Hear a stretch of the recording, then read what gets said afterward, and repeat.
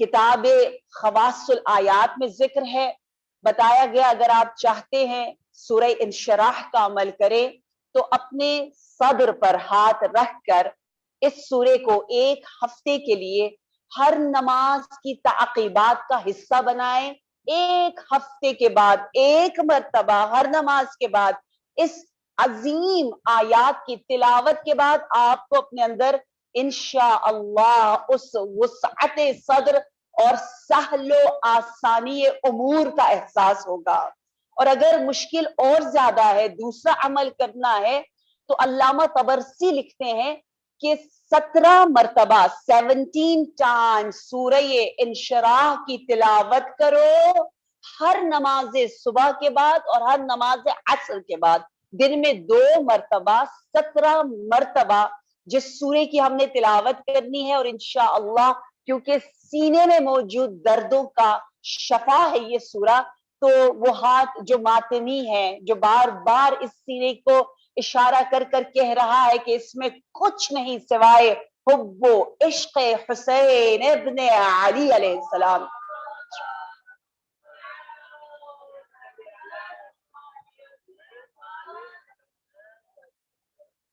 حضرت موسیٰ کلیم اللہ نے جو فرمایا رب اشرح لی صدری ویسر لی امری واحلل عقدۃ من لسانی، اس پر ایک بہت ہی سطحی قسم کا جو معنی کیا جاتا ہے وہ یہ کہ موسیٰ ہے، کلیم اللہ ہے، لیکن اس کے باوجود زبان میں لکنت ہے، رب سے چارے لکنت ہٹ جائے.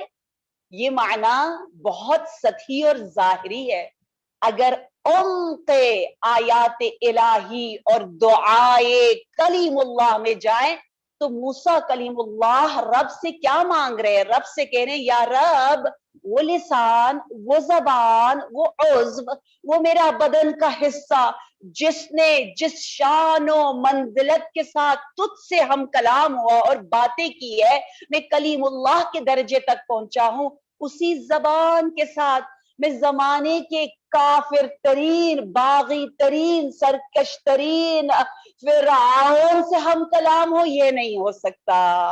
وَاحْلُلْ عُقْدَةً مِّن لِّسَانِي، عام حالات میں تبلیغ دین کے لیے لکنت نہیں ہے، عقدہ نہیں ہے.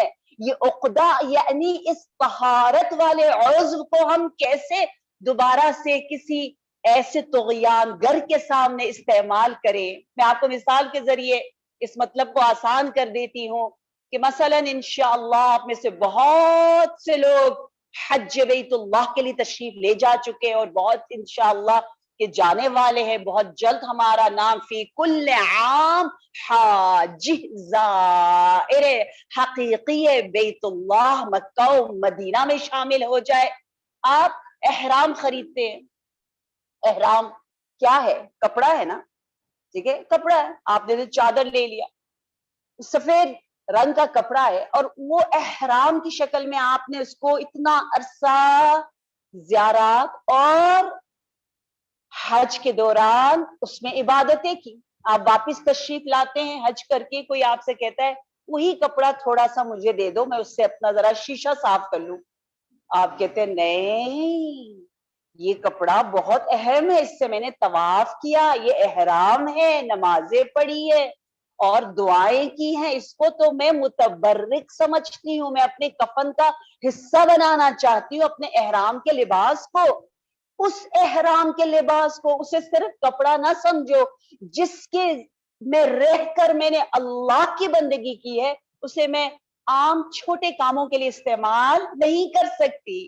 ہم بھی انشاءاللہ ان مجلسوں کے بعد شرح صدر کے ساتھ ہم نے جو مقام حاصل کیا ہے نا، ابھی ہم غم و فکر اور ہماری تلاش اور محنت اور ہدف اور مقصد و منزل یہ ہے کہ ان تمام انوار کو جسے جمع کرنے میں الحمدللہ شب و روز ہم نے لگا دیے. اتنی پاک زبان ہے، اتنی پاک آنکھیں ہیں جو عالموں، پرچموں، ماتموں، جو تمام ان حسین نورانی فرش عزا کی خدمت کرتے رہے، ان کو دیکھتے رہے. اتنے پاک مقامات، پاک ہستیوں سے منسوب مقامات اب اس کو میں کیسے نجس کروں، اس کو میں کیسے استعمال کروں؟ یہ سوچ، یہ فکر انسان کو اتنی بلند بالا کر دیتی ہے کہ انشاءاللہ ہم سب مل کر اس عظیم سورے کا عمل کرتے ہیں۔ آئیے اپنا ہاتھ سینوں پر رکھیں، بسم اللہ الرحمن الرحیم۔ علم نشرح لک صدرک، کلام رب اپنے حبیب سے کر رہا ہے، ہمارے لیے بھی اس میں پیغام ہے۔ جو حسینی ہے، نبوی ہے، انبیاء کے راستے پر چل رہا ہے، اس سے بھی سوال کیا جا رہا ہے کہ اگر خط حسینیت پر ہو تو علم نشرح، کیا مجلس اذان تمہیں شرح صدر، تمہاری سوچ اور فکر کو بلند بالا نہیں کیا؟ علم نشرح لک صدرک ووضعنا عنک وزرک، کتنے غم تھے، کتنا وزر اور برڈن اور بوجھ تھا اس دنیا کا، جو حسین ابن علی سید الشہداء کے غم میں رونے کی وجہ سے سب ان غموں کو بہا ڈالا، وزر کو ہٹا دیا۔ وَرَفَعْنَا لَكَ ذِكْرَكَ، اے اہل بیت کے چاہنے والو، جب آپ فرش عزا پر آتے ہو، یہ فرش آپ کو عرشی بنا دیتا ہے، فرشتے آپ کو چھونے لگ جاتے ہیں۔ کیوں؟ کیونکہ جو جتنا معصومین سے قریب تر ہوگا ان کی بلندی اتنی ہی زیادہ ہوگی۔ بلندی اور سکون کا واحد مرکز محمد و آل محمد علیہ السلام۔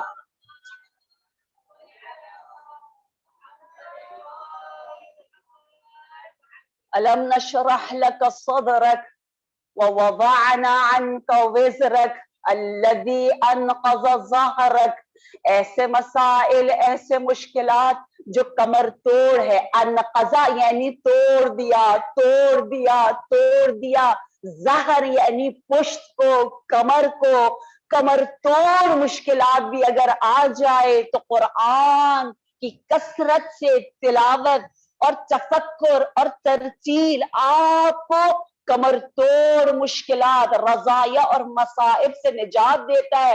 الذی انقض ظہرک وان مع العسر یسرا، ان مع العسر یسرا، یہ کیسی تاکید ہے پروردگار عالم کی جانب سے کہ بار بار کہا، نہیں کہا ان بعد العسر یسرا۔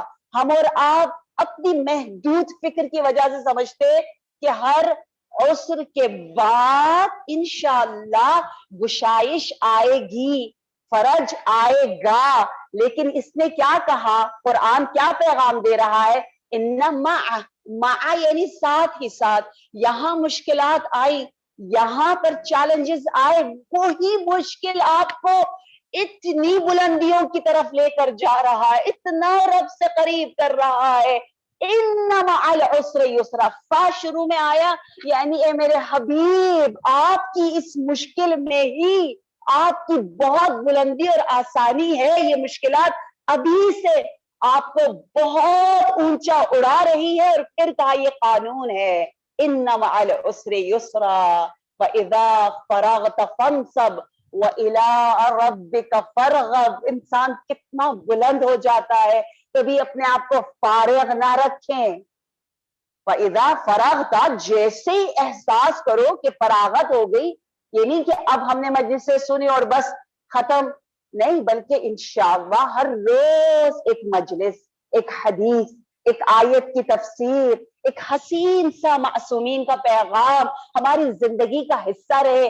جس دن ہم نے اپنے آپ کو فارغ کر دیا، شیطان وہاں آ کر مشغول ہو جاتا ہے۔ فَإِذَا فَرَغْتَ فَانْصَبْ وَإِلَىٰ رَبِّكَ فَارْغَب۔ بار الہا ہمارے دلوں کی رغبت اپنے رضایت اور خوشی اور قربت کی جانب متوجہ کر دے۔ صلو علی محمد وآلہ۔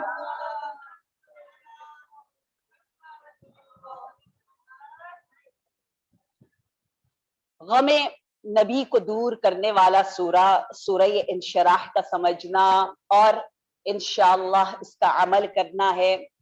نبی سے ہی پوچھا گیا کہ شرح صدر کی علامتیں کیا ہیں، تو آپ نے فرمایا تین علامات ہیں جس سے پتہ چلے گا ہمارے پاس شرح صدر ہے یا نہیں. شرح صدر کی پہلی علامت یہ ہے کہ آپ الاستعداد للموت ہو جاتے ہیں اور آپ دنوب ہو جاتے ہیں، قریب ہو جاتے ہیں ان تمام چیزوں کی جانب جو آپ کے لیے قرب الہی کی طرف لے کر جاتی ہیں، اور بعید ہو جاتے، دور ہو جاتے ہیں کس سے؟ ان چیزوں سے جو آپ کو قرب الہی سے دور کرتی ہیں. یعنی اگر آپ کا دل شوق ذوق بدل رہا ہے اور آپ کو لطف آتا ہے، مزہ آتا ہے وہ اعمال کرنے میں جس سے آپ اپنے خلود کو، اپنی ابدی وطن کو آباد کریں، اور آپ کی سوچ اور فکر خلودی، خالدین، ابدی، سرمدی، دائمیت کی طرف جاتی ہے، تو سمجھ جائے کہ آپ میں شرح صدر آ گیا. یہ علامت بتائی ہے، یہ حدیث ہے. اور اگر آپ کا دل اٹھ رہا ہے دار الغرور سے، یہ جو دھوکہ دینے والی زمین ہے، یہ پلانٹ ہے، اس سے تھوڑا دل اٹھ جاتا ہے اور خلود کی جانب چلا جاتا ہے، اور استعداد للموت، موت کے لیے آپ اپنے آپ کو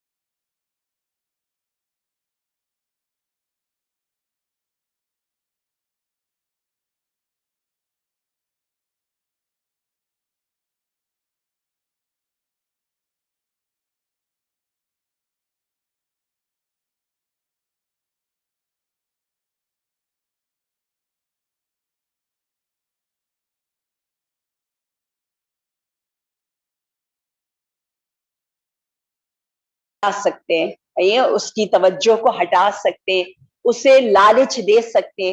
لیکن وہی بچہ جب بڑا ہو جاتا ہے، ٹینز میں آ جاتا ہے، 15-16 سال کا ہوتا ہے، اس کے ساتھ وہی حرکت کرے تو وہ اپنی انسلٹ فیل کرتا ہے کہ میں اتنی چھوٹی چیزوں سے منقلب نہیں ہوتا.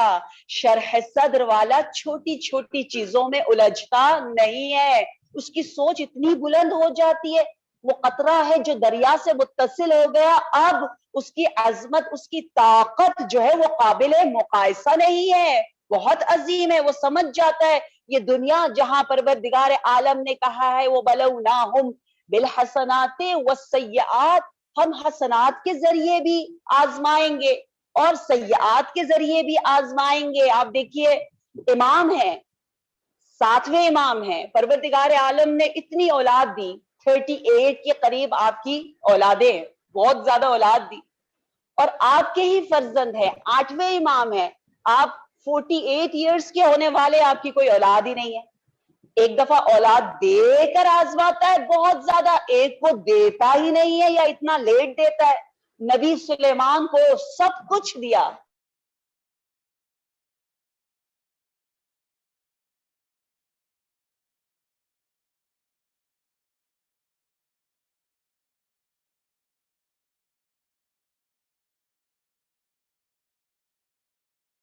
طرح سے ہر چیز اتنی حسین قرب الہی کا میدان ہے، لیکن ہم سمجھتے نہیں ہیں. اور اس دنیا میں رہ کر شرح صدر کے ساتھ رہنا ہے. یہ حدیث جو امام سید الساجدین زین العابدین علیہ السلام کی ہے،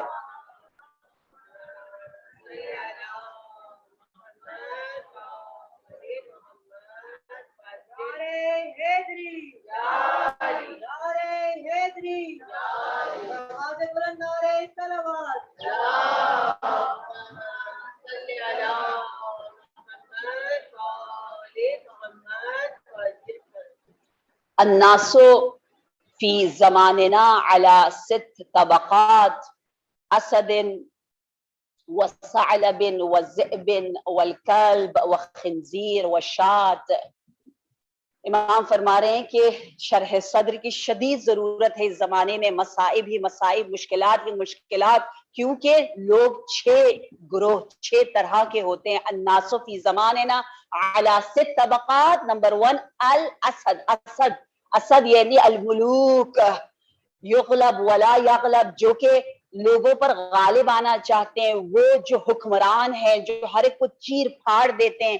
وہ اس کی شباہت اسد سے، شیر سے دی گئی ہے، لیکن وہ شباہت جو انسانوں پر غالب آنے کے لیے ہوتی ہے.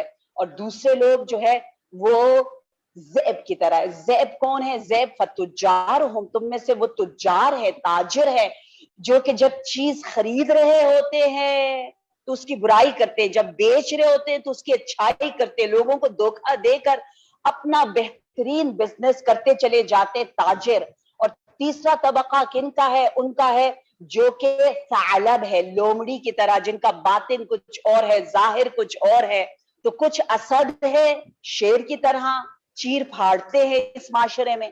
کچھ جو ہے وہ ذئب ہے، ذئب یعنی بھیڑیا، جو کہ حملہ کر رہی ہوتی ہے اور اپنا فائدہ دیکھ رہی ہوتی ہے. کچھ ثعلب ہے، ثعلب یعنی کیا؟ لومڑی، جو کہ بہت ہی باطن و ظاہر جس کا الگ ہوتا ہے اور بڑی دھوکے باز ہوتی ہے، چلاک ہوتی ہے. اور کچھ کا ہے والکلب. کچھ لوگ اس معاشرے میں جہاں شرح صدر کی ہمیں شدید ضرورت ہے، وہ کلب کی طرح ہے. یہر الناس باللسانی، جن کی لسان، جس کی زبان جو ہے وہ مسلسل لوگوں پر حملہ کر رہی ہے. وَيُكْرِمُونَ النَّاسَ مِنْ شَرِّ لِسَانِهِ، لوگ احترام کرتے ہیں اس کی زبان سے، خوف زدہ ہو کر کے اگر ہم نے یہ کام نہ کیا تو وہ شروع ہو جائے گی، ڈر کے اس کا احترام کرتے.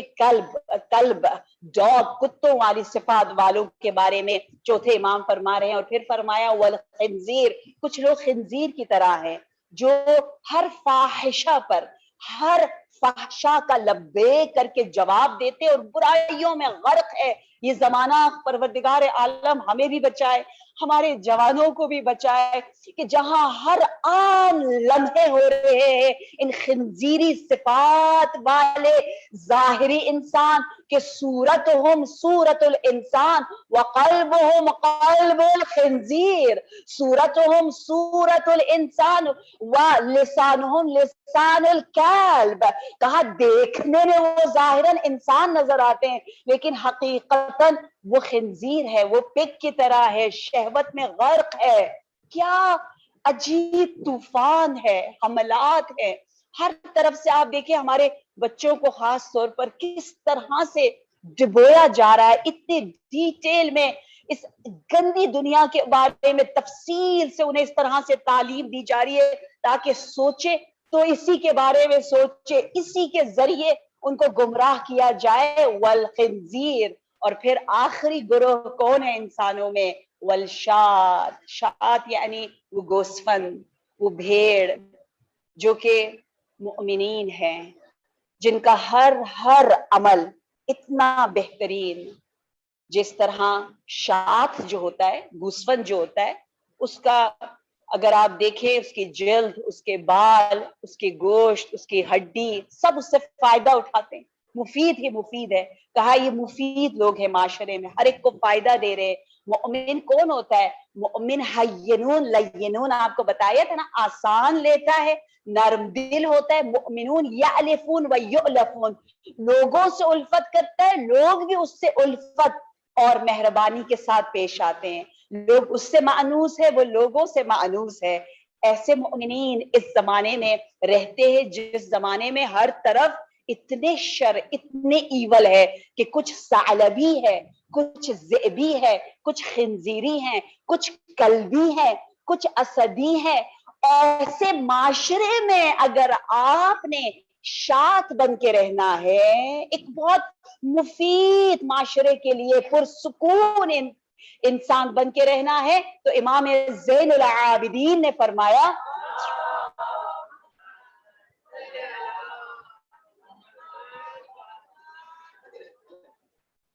کہ شرح صدر کے ذریعے آپ کو پروردگار عالم اتنا اونچا بنا دے گا. محدود ہے، ان محدود لوگوں کے ساتھ رہنا انسان کو بہت تنگ نظر بنا دیتا ہے. لامحدود کے ساتھ متصل ہو جاؤ. ایمان کتنی پیاری دولت ہے، کتنا عظیم مقام ہے ہمارے لیے کہ ہم جیسے قطروں کو دریا سے متصل کر دیتا ہے، اس کو احساس کریں ہم. اور یہ درد حسینی کو بھی ہم دور کریں کہ آپ نے مسلسل کربلا میں فرمایا الناس عبید الدنیا والدین لعق علی السنتہم، کہ لوگ جو ہے وہ دنیا کے بندے ہیں، لوگوں کا اصول دین روٹی کپڑا مکان ہے. آؤ اپنے اصول دین کو بدلو، آؤ عبداللہ بن جاؤ، آؤ اتنا اس ثعلب و ذئب و خنزیر و کلب اور اسد کے ساتھ اتنا زیادہ نہ الجھو، اونچا سوچو. یہ فکر، یہ درد حسینی ہے. ایک مرتبہ ابلیس نے کہا پروردگار عالم سے کہ یا رب میں تیری ایسی عبادت کروں گا، اتنی عبادت کہ لن یعبد کا لا نبی مرسل ولا ملک مقرب. یہ مجھ سے بس یہ کام نہ لے، اس کے علاوہ جو کام لینا ہے لے لے. ہم بھی تو ایسے ہی ہیں نا، ہم کہتے ہیں بار الہ میں یہاں تھوڑی کمزور ہوں، بس میں یہ نہیں کر سکتی، مثلا خمس نہیں دے سکتی، لیکن جتنی چیریٹی مجھ سے کروانی ہے کر لے، میں ہر ایک کی مدد کروں گی، میں والنٹیئر ہو کے یہ کروں گی وہ کروں گی. مجھ سے کوئی اور کام لے لے، لیکن بس یہاں یہ غیبت کرنا مجھ سے چپ نہیں رہا جاتا، بس میں کبھی کبھی کر ہی ڈالتی ہوں. مجھ سے کچھ بھی لینے میں میرا دل بہت پاک ہے، لیکن یہ حجاب کے بارے میں اتنی سختی نہ کر. ہم ایسے ہی کہتے ہیں نا، بار بار کہتے ہیں ایک ایریا میں اچھی ہوں، دوسرے ایریا میں یا رب میرے ساتھ مہربانی کرنا. یہی بالکل اسی لب و لہجے کے ساتھ ابلیس نے کہا کہ پروردگارا میں تیرا بندہ ہوں، تو جو کہے گا میں کروں گا. دیکھیں بندگی کر رہا ہے وہ. یا اعبدک لا تعبد، کوئی ایسی تیری عبادت نہیں کر سکے جیسے میں، جو حکم کرنا ہے کر دے، بس یہ والا ایریا مجھ سے نہیں ہو رہا، یہاں یہ آدم سے ہٹ کر کچھ بھی تو کہہ دے میں کر دوں گا. رب کا جواب ہے، رب نے فرمایا کہ مجھے نہیں چاہیے تیری وہ عبادت. یا اعبد من حیث انا ارید لا من حیث انت ترید. میری عبادت ایک مجموعہ ہے، اپنی پسند سے نکالنے کا نام عبادت نہیں ہے، یہ ایک مجموعہ ہے. سارے مجموعے پر پورا ایمان اور اس پر عمل کرنے کی کوشش کرنی ہے. نؤمن ببعض ونکفر ببعض سے کام نہیں چلے گا. اس درد کی دوا کہ ہم اپنے افکار کو شریعت آب حیات معصومین تک صحیح عقیدے کے ساتھ لے چلے، یہ ہمیں کربلا دے رہا ہے.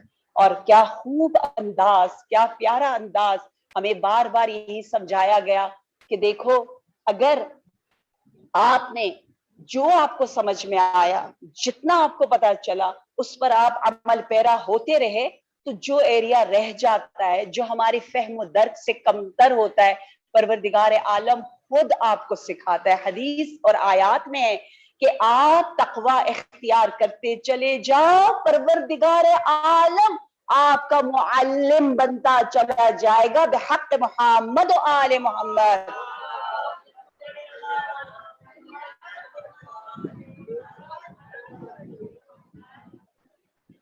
شرح صدر کی ان صفات کو انشاءاللہ اگر ہم اپنے اندر پاتے ہیں کہ ہم نے ان مجالس حسینی سے اگر اپنی افکار کو بلند کیا، اپنی سوچ کو بدلا، جس طرح پہلے ہم مسائل سے الجھتے تھے، اگر اب ہم نہ الجھیں اور خود بخود ہماری توجہ، ہماری زندگی کا ہم و غم و فکر، ہم یہی تصور کریں کہ یہی سورہ انشراح کی تلاوت جناب زینب کبریٰ کس لذت کے ساتھ فرماتی ہوں گی. تمام وہ رات، 11ویں کی رات، کس طرح سے امام زین العابدین نے سجدے میں گزاری ہوگی. میرا سجدہ کہاں، سید الساجدین کا سجدہ کہاں، میں سجدے سے سر کیوں اٹھاتی ہوں، کہاں جانا ہوتا ہے مجھے، کیا کام ہے، میں کون سا اپنا مسئلہ خود حل کرنا چاہتی ہوں سجدوں کے بغیر، سجدوں کو طول دیے بغیر. ایک مرتبہ ایک شخص بڑا سمجھدار تھا، ایسی شرح صدر ہمیں مل جائے. دیکھیں شرح صدر والے کی توجہ خلود پر ہوتی ہے.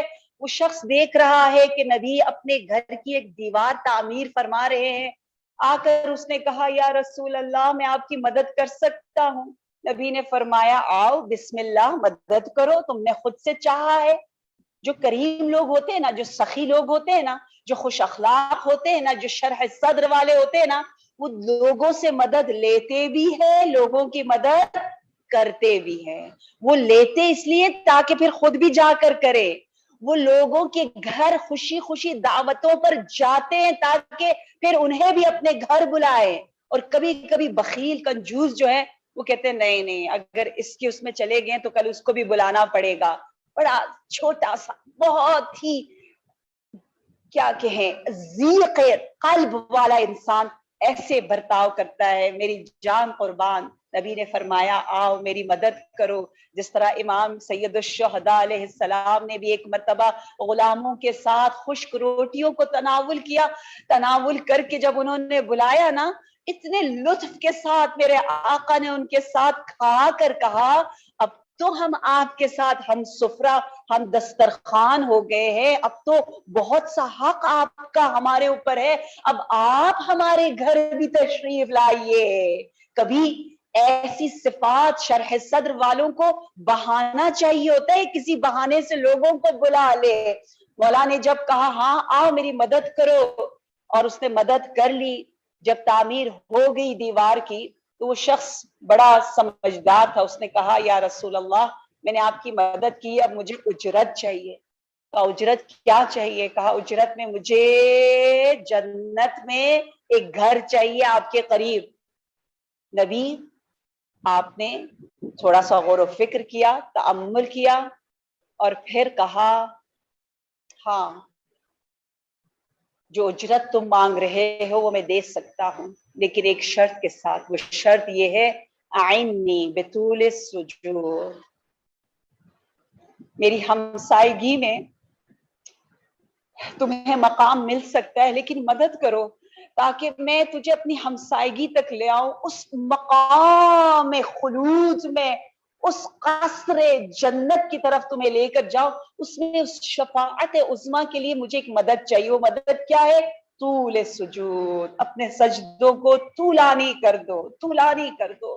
کہہ دو یا رسول اللہ آپ کا وعدہ ہے, یا حبیب اللہ آپ کا وعدہ ہے, یا سید الساجدین آپ کے اس سجدے پر میری جان قربان, جو آپ نے اس رات شکرن شکرن حمدن حمدن, جس طرح زینب کبریٰ لاش سید الشہداء کو اٹھا کر پروردگار عالم سے قبولیت کے لیے دعا مانگ رہی ہے, قبولیت کے لیے. قبولیت کتنی اہم ہے.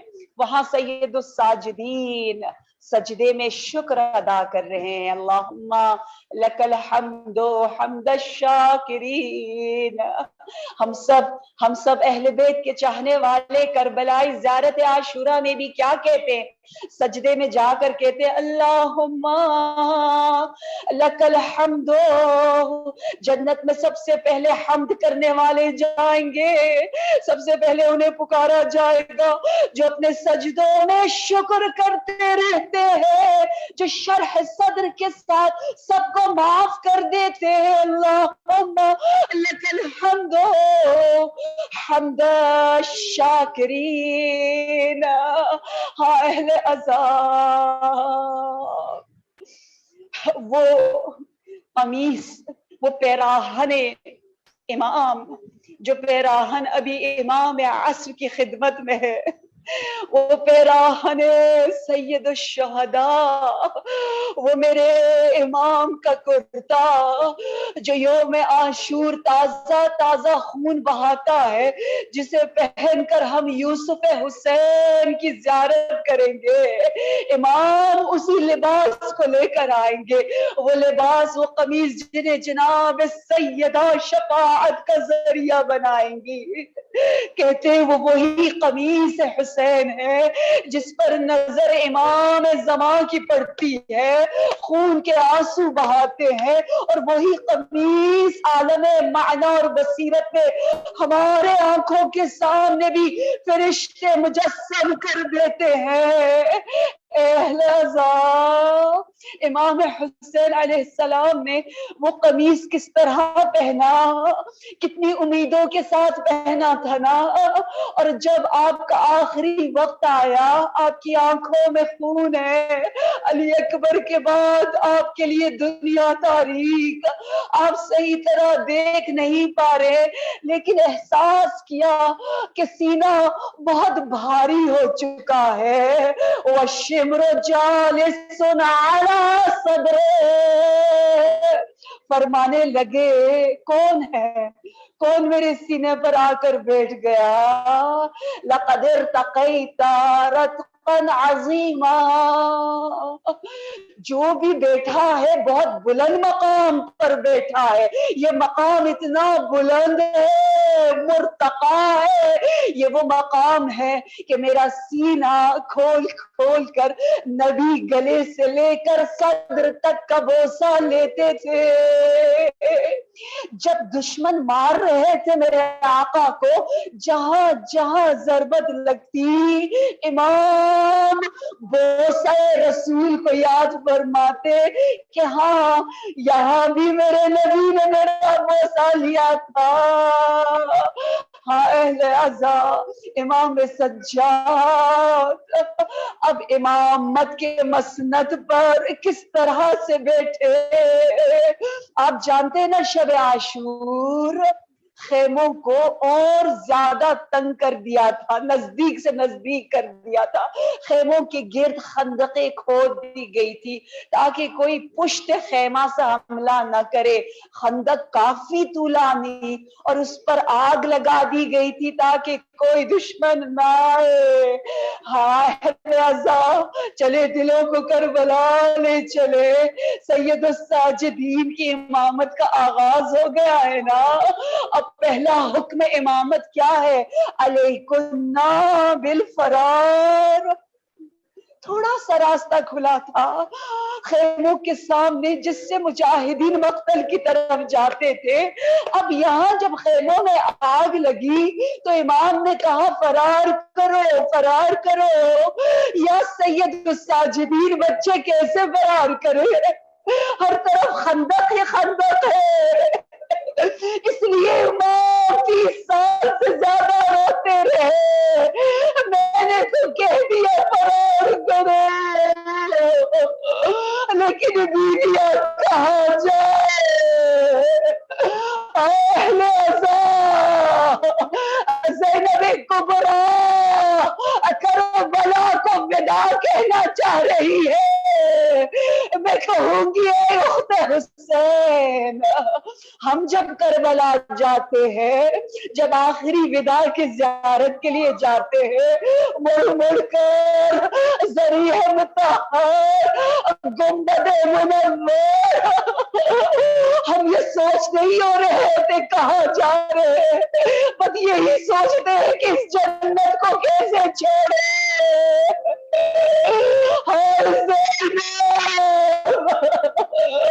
ابھی بھی نے زمین کربلا سے ہم کلام ہوئی اور کہا زمین کربلا تو بڑی خوش نصیب ہے، تیرے دامن میں حسین، میرا پیاسا حسین، اپنی زمین کو میرے حسین کے لیے تر کر دینا، زمین کربلا جناب رباب جو کبھی سائے میں نہ بیٹھی ابھی بھی کہنے لگی اے زمین کربلا میرے حسین پر سایہ ڈال دینا، میں وعدہ کرتی ہوں جب تک زندہ ہوں چھاؤں میں نہ بیٹھوں گی، اے زمین کربلا قاسم کے لیے مہربان ہو جانا، وہ یتیم شہزادہ، اے زمین کربلا نینوا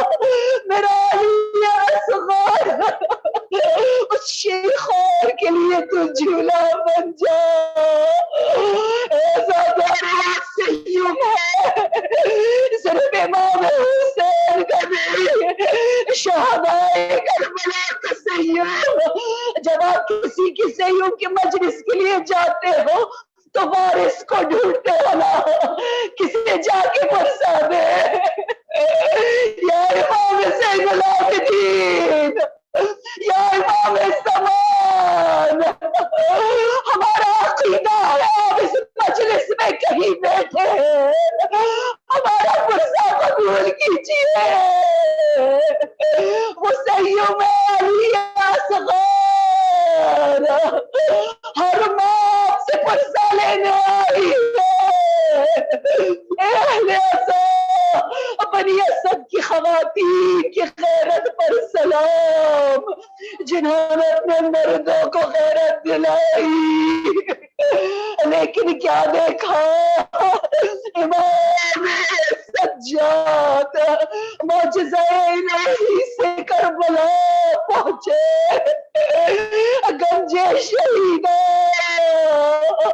قبر شہیدہ میں شہداء کو دفن کیا، حضرت عباس کو فرات کے کنارے دفن کیا،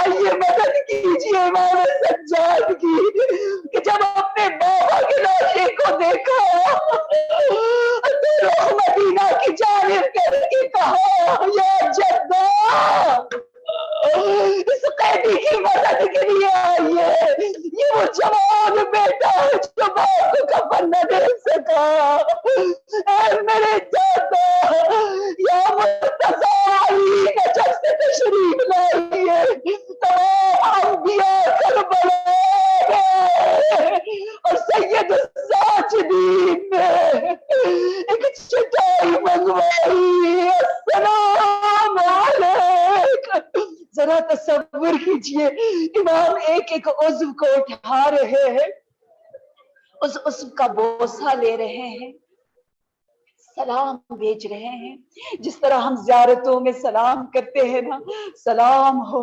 حسین کے ان رخساروں پر، سلام ہو حسین کے اس خشک گلوئی اطہر پر، سلام ہو حسین کی ان بریدہ انگلیوں پر جس سے دشمن نے ایک انگوٹھی کی خاطر امام کی انگلیوں کو شہید کر دیا، سلام ہو ہر ہر عضو طاہر و مطہر و طہیر پر، پروردگارا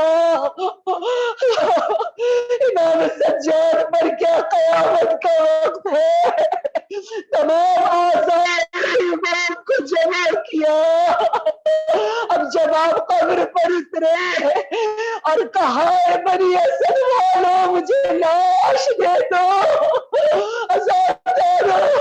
ایک آواز سنی سید الساجدین نے کہ فرماتی ہے بیوی اے میرے بیٹے سجاد ذرا آرام سے میرے حسین کے بدن کو قبر میں اتارنا، میرے حسین کا پورا بدن زخم سے چور چور ہے، اہل عزاء امام حسین کو قبر میں یہاں دفن کرنا چاہا، لوگ پوچھتے ہیں نا علی اصغر کہاں دفن ہے، ایک عالم نے خواب میں دیکھا کہ مولا نے جواب دیا کہ میرا علی اصغر میرے سینے پر،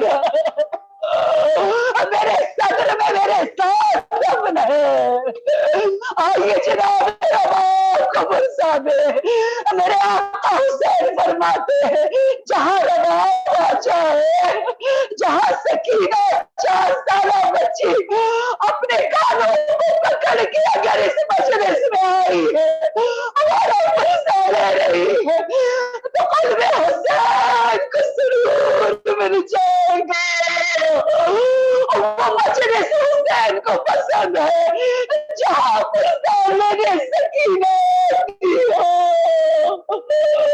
آزم اللہ جورنا موجورکم فی